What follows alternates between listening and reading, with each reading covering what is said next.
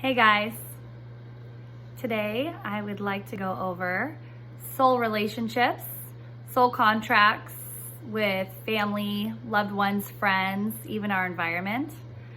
I know with my last video on death, karma, and past lives, we lightly touched on what happens when you pass away, seeing that white light. I would like to go a little bit more in depth with that. The light that leads into the tunnel where we are reunited with families, loved ones, and friends. From there, our guides take us over to a place where we can reflect on the life that we had, any decisions, choices that we made, maybe even things that we just thought about doing and actually didn't take action with, and how we would do things differently in that life. There is a very healing growth that happens during this time of us being reunited with Source Light. I have so many people that have come in my path over the years, really over my life, where they've said things to me like, I'm never coming back again, right? I'm not coming here again. I'm an old soul. I'm done. I'm done incarnating. I've learned enough. Earth is too hard. And I love that, seeing that light and feeling that connection. You know, once you get up there, you really have a change in heart and see how exciting Earth is. And even though there's a lot of contrast, there's a lot of blessings. I will also tell you that I've only had one person sit in front of my chair out of the hundreds of people that have sat in front of my chair that legitimately probably will not come back to incarnate. He really doesn't need to be here now. He incarnates for the excitement of it. And the sense of humor. He has a great time and he does such a good job bringing sarcasm into Earth and to his loved ones and people who incarnate into his experience. So definitely honor that man.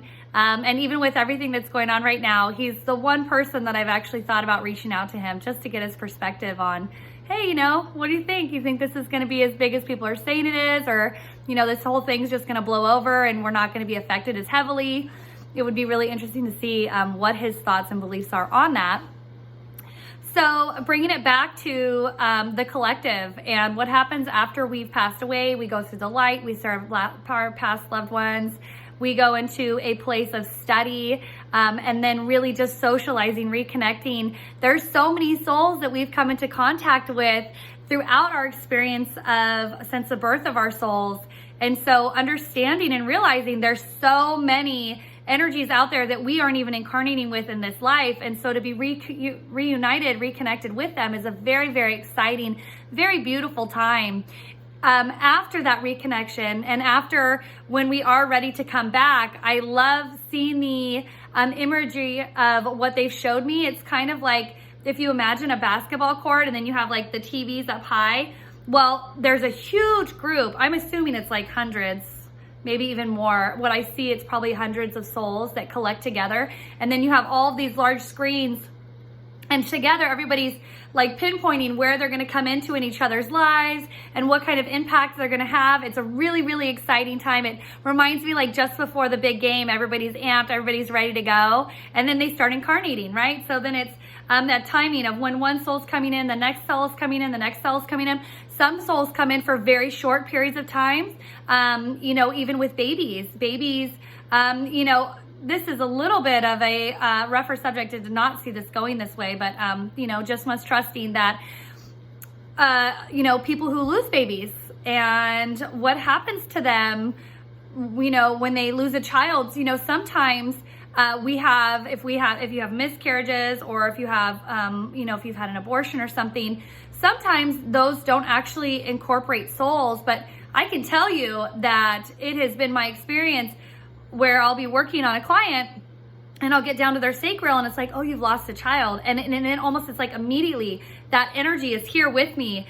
I have a client that I've seen. She had lost a child. Well, she'd lost a child a lot when she was much younger.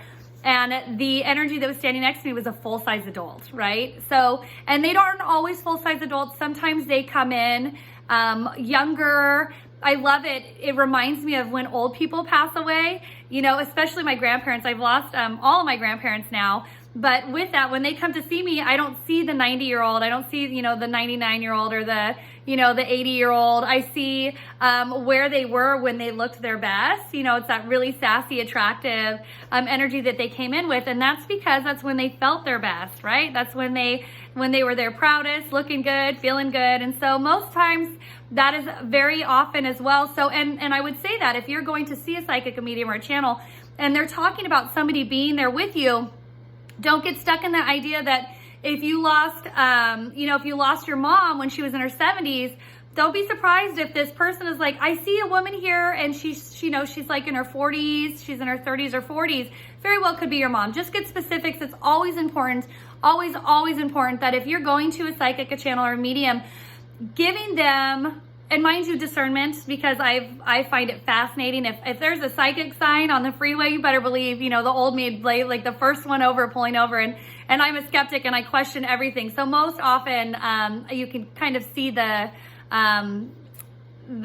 falseness, or they're doing the best that they can with the tools that they have at the end of the day. So, but with that, be very open-minded to these people that you're going to see. Give them information, right? Give them information. Don't hold back from them. That's another thing where I've had clients, because, getting well known, everybody wants to kind of come in and check you out. And sometimes they come in for sarcasm. So I'll have, clients sit in front of my chair, and clearly I could tell them, like, you're not here to get help. You know what I mean? You're not here to get help. You're here to test me or whatever that undercurrent motive is. And of course, I'm here for love and light all day.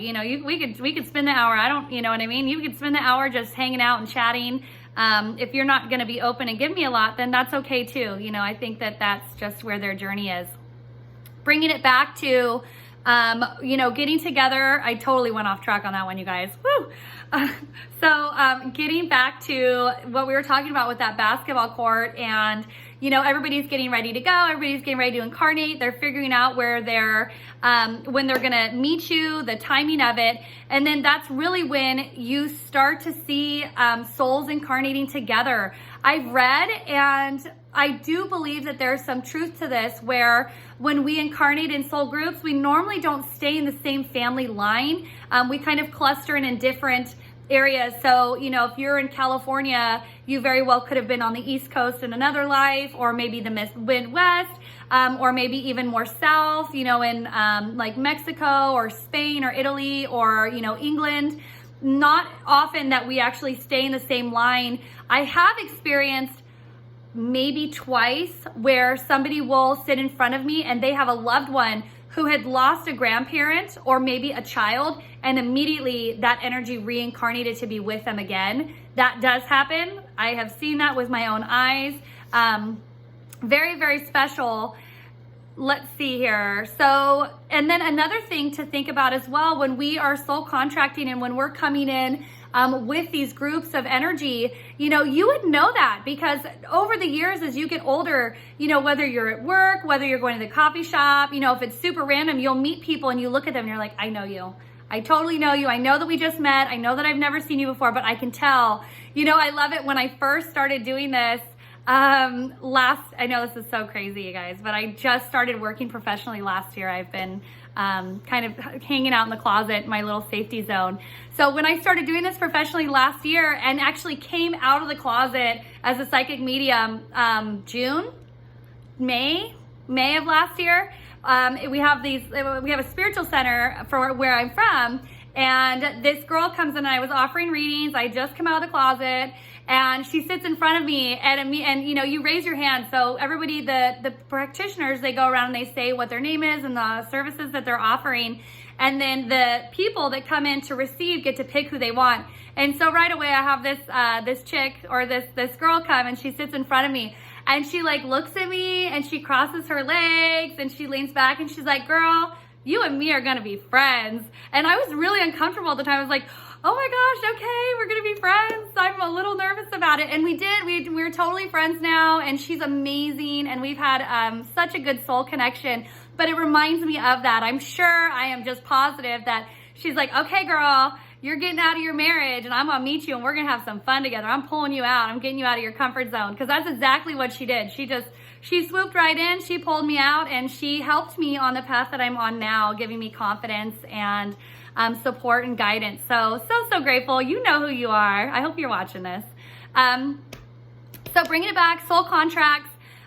You know, when we meet people over our lives, it's not by chance. Even in our environment, you know, bringing it down to like teachers, schooling, people that you meet in school, even simple things as the daily commute to work. You know, it's amazing how there are so many biorhythms to energy and influence, and how you would know this too if you've had any experience or any blessings being able to travel outside of where you live, going to other countries, going to other cities even, where you get into that, you get into their energy and you can feel it. You're like, okay, I'm definitely not from here, which is okay. I'm not from here, but you can see how their whole energy and the way that they're communicating and the way that they're flexing in and out with each other is totally different from where you are. And so you have to imagine all of that energy moves.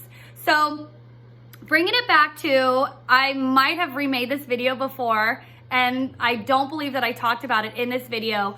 One of the things that's really important to understand is when we build those relationships. So say that as a child, you know, you soul contract in with another friend, and as you get older, you would recognize, I'm just using a common example of, you know, you're really close friends when you're in elementary school, and then you get into middle school and you kind of break off, and then even in high school you break off, and then maybe later on down the road you end up coming back together to be friends. You know, as children, their children are so good at allowing the flow to happen. Most children, I would say, where they get in a fight with somebody and then that energy kind of pulls apart and they just let it go. They're like, okay, I'm not holding on to you. I'm going to go on to my new friends. I'm going to go on to my new experience. Well, as adults, that can be very challenging, right? So we get in friends with people where we're having a really good time, and then all of a sudden there's contrast, right? We're not getting along with them, or they're draining, or they're exhausting. And it can be very exhausting and very sad in a way, because as we get older, I truly believe that we tend to cherish and appreciate and honor our life experiences and the people that are in our lives. And so if you've had somebody in your life that's been a very strong influence for you, they've supported you, they've helped guide you, you've helped guide them and support them, and then all of a sudden you guys aren't getting along, and there's this contrast here of breaking energy, you know, Spirit is saying it's so important to honor the relationship for what it is, and just trust that, you know, it's okay to give some distance. It's okay to allow your energies to part. This sounds terrible, but one of the biggest things that they tell my clients is, you know, if you have a sibling or you have a parent and there's just so much codependency, they're constantly calling you, you know, either telling you what to do or asking you what what you think that they should do, and it's draining to you. They're like, we're going to keep you busy. So if this person is draining you and you miss their call, maybe don't call them back, right? Don't call them back. Or, you know, if they text you and you're not next to your phone, don't text them back right away. Allow that distance to happen. It's not going to break apart the relationship, but it's also beautiful for boundary setting. So bringing it back, when you have people come into your life, honoring and loving them and just having so much gratitude for them and for the relationship, but also honoring it for what it is. If they are meant to move on, they will move on. If they come back, that's fantastic. If they don't, you know, sometimes that's okay too. We have our close friends, and then we have friends at a distance. Let's see what else we've got here. So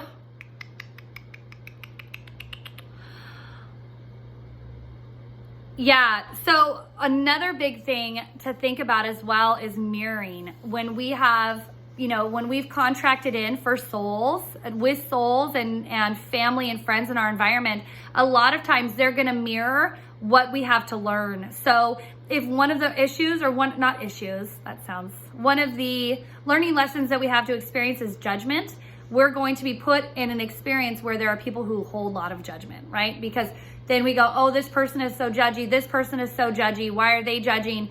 When in reality, that's our fear of judgment, right? And that's also us judging. So that's something that we need to learn. Or maybe trust, right? We don't trust in ourselves, we don't trust in another person, and yet we're in this environment where we constantly have people giving us reason not to trust them. That's another learning experience. it's kind of like the hamster wheel. People will get on the hamster wheel of safety and comfort, and they're going to stay on it as long as they need to until they can actually get off of that. It is one of the hardest things to break those patterns because they're comfortable, right? They're safe, our safety zone of comfort, of fear, of fear of staying where we need to stay. Also, I lost it. I'm bringing it back. So bringing it with the hamster wheel, some people will stay on that for the rest of their life. And that's okay. I think that it's important also that we honor that, see them as individuals. If you have an aunt or you have a cousin who you can just see that repetitive pattern of them making the same mistakes over and over and over, they're doing the best that they can with the tools that they have.